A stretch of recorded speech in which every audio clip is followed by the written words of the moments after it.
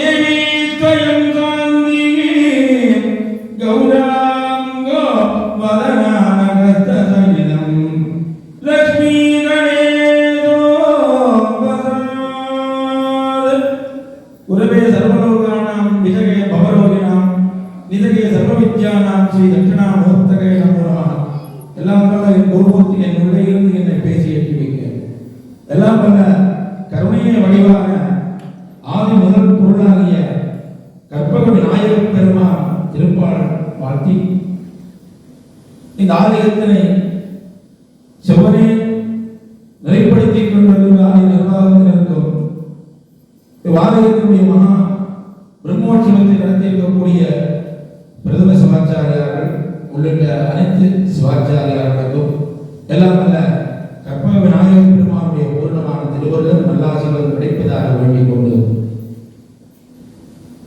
இந்த ஆலயத்திலே இன்னும் ஒரு சிவாச்சாரியார் இருக்கிறார். உங்களுக்கு எல்லாருக்கும் தெரியும், அவர் சிறியவராக இருப்பார், ஆனால் எனக்கு பெரியவர். வசந்தன் ஐயா அவருடைய என்னுடைய அண்ணா தான். அவர் பல கருத்துக்களை எல்லாம் இங்கே உங்களுடைய செவியிலே நகைச்சுவையோடு தெளிவித்திருப்பார். இருப்பும் நானும் அது பால் சென்று பின்னே சிறியதான ஒரு நட்சத்திரம் செய்யலாம் என்று வருகின்றேன். துர்லபம் ஆயுஷம் என்ன சிவதர்மம் அபிதுர்லபா என்றது ஆகமும் வலியுறுத்தியிருக்கின்றது. இதை அவை அழகாக அழகிலிருந்து மாணவர்கள் பிறப்பதிலிருந்து என்று அவை சொல்லியிருக்கிறார். எங்களுடைய மாநில பிறகு நாங்கள் எடுத்த பிறவி அரிதான ஒரு பிறவி. இந்த அரிதான இந்த பிறவியினை நாம் நல்ல முறையிலே இந்த பிறவினை நல்ல பிறப்பு எங்களுக்கு கொடுத்திருக்கின்றால் இந்த பிறப்பிலே தான தர்மங்களை செய்து நாம் வீடு போர் அடைய வேண்டும். இப்படி உடனே நான் வீடு போர் அடைய வேண்டும் என்று சொன்னேன். தான தர்மங்கள் செய்து ஒருவர் போய் அங்கே ஒரு 2-3 வீடு கொண்டு எடுத்துட்டு வந்திருந்தார். ஊர்ல போய் இங்கே ஒரு 2-3 வீடு ஐயா சொன்னார், வீடு எல்லாம் கொண்டு வைக்கிறார். வீடு போர் என்றால் நாங்கள் இருக்கிற வீடு முக்தியைத்தான் வீடு போர். அந்த முக்தி அடைவதற்குரிய வழி தான் சொல்லி இருக்கின்றார்கள். ஆனால் நாங்கள் 5-6 வீடு கொண்டு வைக்கிறோம். பிள்ளைகளுக்கு எல்லாம் வீடுகள் சொத்துக்களை சேர்த்து வச்சிருப்போம். அந்த பிள்ளைகளை என்ன செய்ய தெரியுமோ, அந்த பிள்ளைகளை தர்ம வழிக்கு அது செல்லாது தீய வழிக்கு செல்லுங்கன்னா காசு இருக்கு. நாங்கள் குழந்தைகளுக்கு என்ன கற்பிக்க வேண்டும் என்றால் நல்ல பாடங்களை கற்பித்துக் கொடுக்க வேண்டும், நல்ல ஒழுக்கங்களை கற்றுக் கொடுக்க வேண்டும், சமய நெறிகளை கற்றுக் கொடுக்க வேண்டும், நல்லா படிப்பிக்கணும்.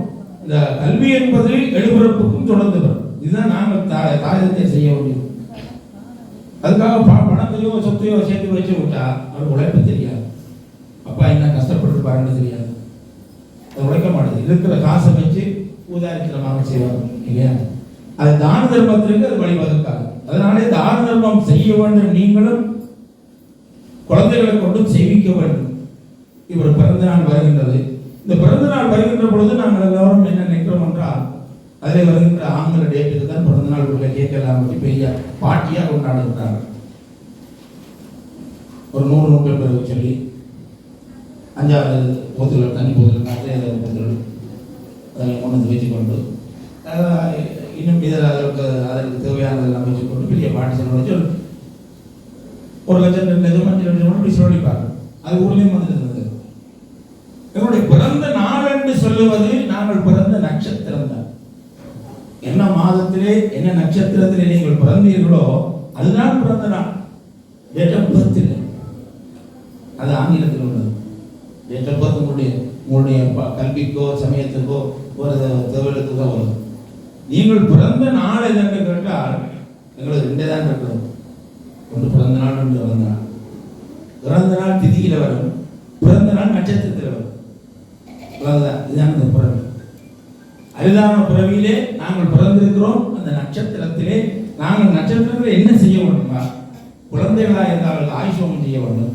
ஆலயம் சென்று ஆலயத்திலே அபிஷேகம் செய்து இறைவனுக்கு குளிர்ச்சிப்படுத்த வேண்டும். எங்களுடைய குழந்தையை நாங்கள் பெற்றுக் கொடுத்ததுக்கு ஆண்டவனுக்கு நன்றியுள்ளவராக இருக்க வேண்டும். ஆகவே ஆண்டவனுக்கு செய்கின்ற பொழுது அந்த ஆண்டவன்களுக்கு பல்மடங்கு சக்திகளை எல்லாம் கொடுப்பாங்க, திருக்குறளை கொடுப்பாங்க.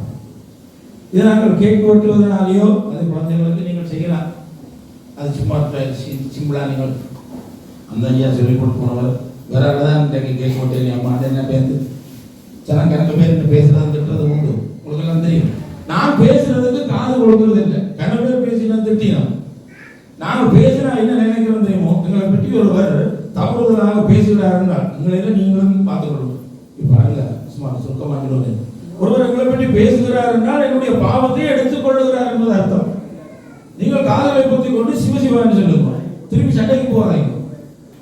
சண்டைக்கு போனால் அவர் பேசுறதுக்கு நீங்கள் சொன்னதுக்கு சரியாக காதலை பற்றி கொண்டு சிவசிவான்னு சொன்னால் எல்லாம் கிருஷ்ணார்ப்பணம் சிவார்ப்பணம் முடிஞ்சு. எங்களோட அது பக்கத்து உள்ள வர ஒரு சண்டை நடக்கும். பிள்ளை சண்டை நடந்து 2 ஒரு பயன்படுத்தணும். நாங்கள் என்ன செய்வோம்? அதை காதை கொடுத்து கேட்போம். கேட்கலன்னு வைக்கணும். அதில் ஏதோ ஓடுவோம். இந்திய வேதிகளாக ஓட்ட போட்டுப்பாங்க. இந்த காதை சூம் பண்ணி பார்க்குறது. கண்ணை ரெட்டி கையில் இதில் ரத்தம் பறிஞ்சில் விட விளைஞ்சி 2 கண்ணீர் மக்களாச்சு கட்டி பார்ப்போம். இதனால் என்ன நடக்குதுன்னா எங்களுக்கு பாவத்தை அவர்களுடைய செய்த பாவத்தில் ஒரு பங்கு எங்களுக்கு வரும். இதுதான் நீங்க என்ன நான் ஒன்றுமே செய்யலையப்பா பாவம் செய்யலைன்னா இதெல்லாம் பாவம். ஒருவரை மனநோக பேசினாலே பாவம்.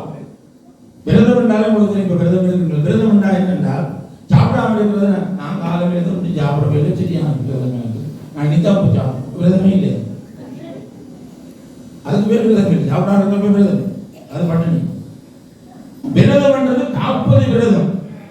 5 புலன்களை மடக்கி காத்துக்கொள்ள வேண்டும். ஒன்றினாலே ஒரு தவறு செய்யக்கூடாது. கண்ணினாலே ஒரு தீயவற்றை பார்க்கக்கூடாது. காதினாலே தீயவற்றை கேட்கக்கூடாது. வாயினாலே தீயவற்றை சொல்லக்கூடாது. கையினாலே தீயவற்றை செய்யக்கூடாது. காலினாலே தீய இடங்களுக்கு போகக்கூடாது. மனசினாலே தீயவை நினைக்கக்கூடாது. எவ்வளவும் செய்தாலே இதுதான் விரதம். இதை காத்துக்கொள்வதற்கு பேர் தான் விரதம். பட்டினியாக விரதம் இல்லை. இதை காத்துக்கொண்டு இந்த நாவை அடக்கிறதுக்காகத்தான் சுவையை குறைத்து நாக்கில் எல்லாத்துமே தெரியும். கோயிலுக்கு வந்து சாப்பிட்டு கொஞ்சம் உப்பில்லை கூட உப்பு போட்டுக்கலாம், கொஞ்சம் உப்பு தூக்கலாம், கொஞ்சம் குறைச்சிருக்கலாம். இதெல்லாம் சொல்லக்கூடாது. கோயில் இருந்தால் பிரசாதம் அப்படி இப்படி இருக்கும். இருக்கே நல்லா தான் இருக்குமா. ஆனால் இறைவனுக்கு படைத்து வந்ததுனாலே அது பிரசாதமாக எங்களோட வச்ச சாதம் இறைவனுக்கு வந்ததுனால பிரசாதம் ஆகிடுது. அதனால் நல்ல சுவையாக வரும். அதனால வாய்களை அடக்கி கொஞ்சம் குறைவாக வலியை சுருக்கி ஏனும் சாப்பிட சொல்லுங்க.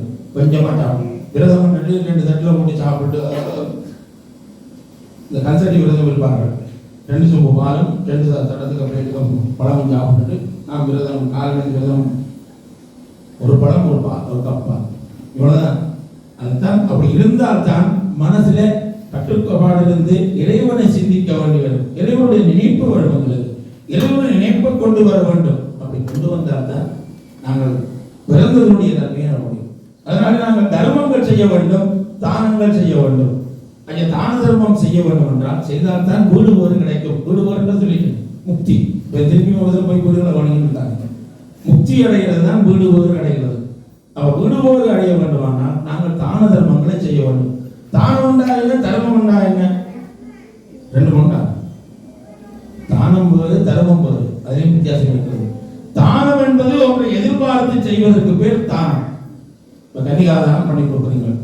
என்னுடைய பிள்ளை நல்ல ஒன்றுக்கு கொடுக்குறோம், நல்ல வடிவாக என் பிள்ளைய தம்பி கவனமாக பார்த்துக்கொள், சொட்டு கண்ணீரும் வரக்கூடாது, கவனமாக பார்த்துக்கொள்ளும் நாங்கள் கொடுக்குறோம்.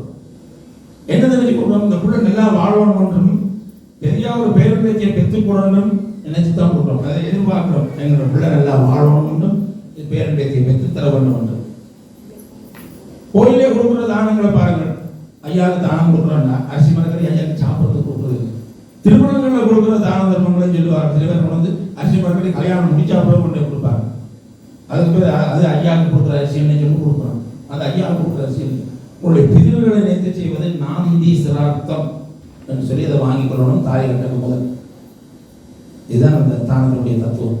தாலி கட்ட முதல் நீங்கள் தான தர்மம் அரிசி காய்கறி வச்சு அதில் கொடுத்து பெரியோர்களுடைய ஆசி வருதல், முன்னோர்களுடைய. அது எங்களுடைய திருமணங்களில் பார்த்தா தெரியும் உங்களுக்கு. நீங்கள் பார்த்துருப்பீங்க. முதல் நாளே நாங்கள் 10 பேரை இருத்தி அவர்களுக்கு எல்லாம் சாப்பாடு குருமார்களை வச்சு எல்லாம் முன்னுக்கை செய்வோம். நாந்தி சிரார்த்தம், மங்கள நாந்தி சிரார்த்தம் செய்வோம். அது உங்களுக்கு 10 பேரை கொடுத்து நீங்கள் கொடுக்க வேண்டாம். ஐயா பிளான் பண்ணுங்க 10 பேரை கொடுத்து வராங்க. அதனால் நாங்கள் அதை செய்விக்கிறது. அதில் ஏதோ கொடுக்குற அரிசியை நாந்தி சிரார்த்தம் பண்ணி உங்களுடைய முன்னோர்கள் பிரிவுகளை நினைத்து வேண்டிக் கொள்வதனால் அவர்களுடைய ஆசி அந்த குழந்தைக்கு தேவை. அதனால நம் 4 சந்ததி சொல்லுவோம் அல்லவா, அப்படி வாங்கிக்கொள்ளலாம். அதுக்கு பேர் தானம். அப்போ உன்னை எதிர்பார்த்து செய்கிறோம். எனக்கு நமக்கு தோஷம் இருக்கிறது, யாருக்கு ஒரு சாந்தி தானம். அதுக்கு எங்களுடைய நமக்கெல்லாம் தீங்க வேண்டும், மனதில் வேண்டிக் கொள்ளும். செவ்வாய் தோஷம் இருக்கிறது, அதுக்கு ஒரு தானம். என்னுடைய செவ்வாய் தோஷத்தை நீங்கள் பெற்றுக்கொள்ளுங்கள். காலசர்ப்ப தோஷம் இருக்கிறது. அப்படி ஒவ்வொன்றுமாக நீங்கள் இல்லங்களில் செய்கிற சிரார்த்த தானங்களும் உங்களுடைய பிரிவுகளுக்கு தான் நீங்கள் கொடுக்குறது. பிரிவுகளுக்கு கொடுக்குறது என்றால் அந்த பிரிவுகளுக்கு கொடுக்குற ஐயாவுக்கு கொடுத்தால் அந்த பிரிவுகளுக்கு சென்றடையும். அது ஐயாவை சமைச்சு சாப்பிடக்கூடிய மாதிரி காய்கறிகளை கொடுக்கணும். அப்படி கொடுத்தால் ஐயா கட்டுற மாதிரி வீட்டு கொடுக்கணும். அப்படி கொடுத்தால் தான் அந்த பிரிவுகள் கட்டுற மாதிரி ஐயா கட்டியிருந்தால் பிரிவுகளுக்கு சென்றடையும். இவ்வளவுதான். அப்ப இது தானம். தர்மம் பண்ணது என்னென்றால் வலது கை கொடுத்தால் இடது கைக்கு தெரியக்கூடாது. நான் கோயிலுக்கு நெருங்கி 1 லட்சம் ரூபாய் கொடுத்துருக்கணும் தெரியுமா, அது தானம் இல்லை. அதில் அன்பளிப்பு, அட்வர்டைஸ்மெண்ட், விளம்பரம், இப்படிதான் வரும். தானம் என்பது வலது கை கொடுத்தா இடது கைக்கு தெரியக்கூடாதுன்னா இவ்வளவு பேருக்கு தானம். நிர்வாகத்தை நான் கொடுத்துட்டு அது எழுதில போடுறோம் சொல்லி போனால் அதுக்கு பேர் நான் சொல்றது தானம், தர்மத்தை. அப்படி செய்தால்தான் உங்களுக்கு தர்மம் தர்மம் தலைகாக்கும் சொல்வார்கள். அப்படி தான தர்மங்களை செய்து எங்களுடைய வாழ்வியலே நாங்கள் முன்னேற வேண்டும். குழந்தைகளை அப்படி கல்வி சிறப்பு மேன்மை கொண்டு வந்து இந்த குரு வழிபாட்டிலே இறை வழிபாட்டிலே கொண்டு வந்து நீங்கள் செய்கின்ற பொழுது உங்களுடைய குழந்தையும் உங்கள் குடும்பமும் தான தர்மங்களோடு சுபிட்சமாக வாழ்வார்கள். இதைத்தான் அவ்வை முதலிலே சொல்லியிருக்கிறார், அறம் செய்ய விரும்பும் இல்லையா. இப்போ தான தர்மம் செய்வதனால் எங்களுக்கு இறைவனை படைத்தது மட்டும் இல்லை, சிவதர்மோ அபிதுர்லபா. இது ஆகமம். சிவதர்மம் செய்வது மிகவும் துர்லபம். இப்போ உலகத்தில் பிறந்த முழு பேருமே இந்து மக்கள் எல்லோரும் தர்மம் செய்திருந்தால் எனக்கு எங்களுக்கு ஒரு இடம் ஒரு புஸ்தகம் இல்லை, ஒரு இடம் நாங்கள் வெளிக்கிட்டு இருக்க மாட்டோம். உங்கள் ஊர்லேயே இருந்திருப்போம். அவ்வளோ பேரும் தர்மம் செய்ய விட்டிருந்தால் தர்மம் செய்திருந்தால் நாங்கள் அங்கேயே இருந்திருப்போம். அதுவும் நாம் புண்ணிய காரணத்தினால்தான் எங்களுக்கு நடந்த நிகழ்வுனால நாங்கள் இன்றும் நான் பெருமை கொள்ள வேண்டும். ஒவ்வொருடம் பேசுகின்ற பொழுது வெளிநாடுகளை சொல்லிக் கொண்டிருக்கிறேன். எங்களுடைய ஈழத்திலே எங்களுடைய ஆலயங்களை வந்து அழித்து உடைத்து பெரும் இன்னலுக்குள்ளாகின இந்து மதத்தை அழிக்க வேண்டும் என்றே இன்றும் கங்கணம் கட்டி கொண்டிருக்கிறார்கள். அப்படியானவர்களுக்கு எங்களுடைய உதாரணம் இலங்கையிலிருந்து புலம்பெயர்ந்த நாடுகளிலே வாழக்கூடிய சைவ மக்கள் செய்த ஒரு அருட்பணி என்னென்றால் அங்கங்கே கோயில்களை நிறுவி இருக்கின்றார்கள். உலகம் முழுக்க பரவிவிட்டது. இலங்கையிலிருந்து கொஞ்சம் கோயில் தான் நீங்க வந்தீங்க. நாங்கள் உலகம் முழுக்க இன்று கோயில் கட்டி சைவ மதம் பரவிவிட்டது. உலகதான் அதான் ஒரு கருத்தை சொல்லுவேன். இந்த பசுமாடு இருக்கும் வரைக்கும் சைவமும் தமிழும் அழியாது என்றால் யாழ்ப்பாணத்தில் இருக்கக்கூடிய இந்தியாவில் இருக்கக்கூடிய பசுமாடு அம்மாண்டு கத்துது. சரி, சிங்களநாட்டில் இருக்கக்கூடிய பசுமாடுன்றது மகை அம்மேன்னு கத்துதா, அங்க அம்மாண்டு தான் கத்துது. இல்ல நியூசிலாந்தில் இருக்கக்கூடிய மாடு மதர்ன்னு கத்துதா, அங்கே அம்மாண்டு தான் கத்துது. அப்ப தமிழ் ஒலித்துக் கொண்டிருக்கும். அம்மா என அலட ஆறுவிதை கொண்டருந்தி இம்மா உடலெல்லாம் இம்புற்றிருக்க அம்மா எனும் சத்தம் கேட்டு அகன்ற மாதருக்கு பொய்மாதிரி கொண்டார் புசித்தவனுக்கு என்று சொல்வேன். பசுமாடு என்னுடைய தெய்வம், அதை போற்றி வணங்க வேண்டும், மாற்றச்சி சாப்பிட வேண்டும், மாற்றச்சி செய்ய கொட்ட வேண்டும் என்றெல்லாம் நினைக்கக்கூடாது. அது ஆளும் சொன்னால் கூட இன்றைக்கு மாற்றச்சிகளை போட்டு சாப்பிட்டா காதல் திட்டம் சிவசிவன் சொல்லுவோம். இங்கே நந்திக்கொடி வழியிலே பார்த்தேன். இங்கே நந்திக்கு முன்னுக்கு நாங்கள் பிரதோஷத்துக்கு அபிஷேகம் பண்ணி அதுக்கு பால் ஊற்றுவோம். பிரதோஷ விரதம் இருப்போம். அடுத்த நாள் மாடை வெட்டி சாப்பிடுவோங்க. என்ன கொடுமை! யார் நாங்கள்? மிருகத்துக்கு மிருகம் நாங்கள், மனிதர் இல்லை. மனிதராக இருந்தால் நாங்கள் நந்தி கொடியும் கட்டுறோம். இங்கே கொடியேற்றுறோட சிவன் கோயிலே நந்தி கொடி ஏற்றுறோம். அங்கே நந்திக்கு அபிஷேகம் பண்ணி நந்தியில் காதில் போய் நாங்கள் சொல்கிறோம். பிறகு மாட்டை பண்ணுவோம். அதனால் எங்களுடைய எப்போ நீங்கள் பசுவை நீங்கள் பதம் செய்ய நீங்கள் எல்லாரும் பசுமாடு சாப்பிடுறோம், அப்பொழுது சைவ சமயம் அழிவுக்கு ஒரு பாதைக்கு போகின்றது தெரிஞ்சு கொள்வோம். அதனுடைய எப்படி தாய்நாடு தாய் மதம் என்று நாங்கள் சொல்லிக்கிறோமோ அது வந்து அந்த பசு இல்லை என்றால் சைவ சமயம் இல்லை. உங்களுக்கு தெரியுமே இல்லை என்று அந்த விளக்க சொல்லியிருப்பார் ஐயா. சும்மா சோடா சொல்லி வரும் நேரம் போகுது. பசுமாடு இல்லை என்றால் ஏன் சைவ சமயம் இல்லை என்றால் பசுமாட்டில் இருந்து எடுக்கக்கூடிய அனைத்துமே இறைவன் கொடுக்கப்பட்ட ஒரு பொக்கிஷம். கழிவு பொருள் கூட சாணம். அந்த சாணம் தான் சைவ சமயத்தினுடைய முதல் சின்னமாகிய விபூதியை கொடுக்கக்கூடியது. அப்படி ஒரு தெய்வம். அது இல்லைன்னா சைவ சமயம் இல்லை தான். சைவ சமயம் அதனுடைய பால், அந்த பாலிலிருந்து எடுக்கக்கூடிய பஞ்சகவியங்கள் பசுமாட்டிலிருந்து பஞ்சகவியம் இல்லை என்றால் எங்களுக்கு தோஷம் நீங்காது. பால் செய்யல் என்றால் அவசியம் இல்லை, நெய் இல்லை, கோபம் இல்லை. இந்து மதமே சைவ சமயமே சூரியன் இல்லை என்றால் எப்படி உலகம் இல்லையோ பசு இல்லை என்றால் சைவ சமயம் இல்லை. அதனாலதான் தை உணர்ந்தவுடனே சூரியனுக்கு ஒரு பொங்கல், மறுநாள் பசுவுக்கு ஒரு பொங்கல். இதெல்லாம் அந்த நேரங்களிலே முன்னோர்கள் செய்து வைத்திருக்கிறார்கள். அந்த வழிபடி நாங்கள் நடக்க வேண்டும். பசுமாடை தெய்வமாக கும்பிட வேண்டும். பசுவை போற்றி வணங்க வேண்டும் என்று வேண்டிக் கொண்டு எல்லோருக்கும் குழந்தைகளுக்கும் இங்கே வந்திருக்கக்கூடிய அனைத்து அடியார்களுக்கும் இறையின்பம் கிடைக்க வேண்டும். திறமான இந்த மங்களவாத்திய கலைஞர்கள் எங்களுடைய எளிமையில் தர்மசாஸ்திர ஐயப்பன் ஆலயத்தினுடைய ஆஸ்தான வித்வான்களாக இருக்கக்கூடியவர்கள் இங்கே வந்து என்னுடைய குழந்தைகள் மாதிரி எந்த நேரமும் 60 நாள் பூஜையில் ஐயப்பனுடைய அவருடைய 40 நாள் அங்கே வருவார் எங்களுடைய நாதஸ்வர வித்வான் அவர்கள். அதே போல அங்கே பக்கத்தில் இருக்கக்கூடிய சுதா அவர்களுடைய நாதஸ்வரமணி இங்கே தமிழ் பாதிச்சை கொண்டு வந்தவர் 60 நாளும் அங்கே இருப்பார். என்னோட நாங்கள் போகல காப்பு கட்டி விட மாலை போட்டு விட்டுருவார். குடும்பமே அங்கே தான் இருப்பார். அப்படி ஒரு சிறப்பான ஒரு மங்களவாத்திய கலைஞர்களும் இங்கே வந்து இந்த நேரத்தில் வந்திருக்கிறார்கள். அனைவருக்கும் சகலர்களுக்கு யோக பெரும்பாலும் கூறி அங்கு கொண்டு இந்த அரிய வாய்ப்பினை தந்த ஆலய குருமோட்சவ குரு அவர்களுக்கும் ஆலய நிர்வாகத்தினருக்கும் இருக்கக்கூடிய அந்த பெருமக்களுக்கும் எல்லாம் அல்ல கற்பக நாய பெருமானுடைய பூர்வமான தேர்வுகளும் என்னுடைய குரு முன்னிய நல்ல ஆசிரியர்களும் கிடைக்க பிரார்த்தனை செய்கிறேன். ஹர நம பார்வதி பதகே.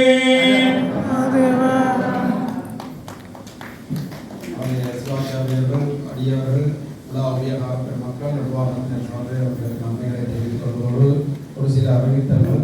இன்று மாலை 5:15 மணியளவிலே விநாயகர் பெருமானுக்கு விசேஷ பூஜையும் தொடர்ந்து அடியார்கள் முன்கூட்டியே தங்களது பெயர்களை பதிவு செய்து கொள்ளுமாறு வேண்டிக் கொள்வதோடு அன்றைய தினம் மோனஸ்போர்ட் பார்க்கிலே இலவசமாக தங்களது கார்களை நிறுத்திக் கொள்ளலாம் என்பதையும் அடியார்களுக்கு அறியப்படுவோம். செப்டம்பர் மாதம் 2ஆம் தேதி ஈஸ்டர் திருநாளும் நடைபெறும் என்பதையும் அடியார்களுக்கு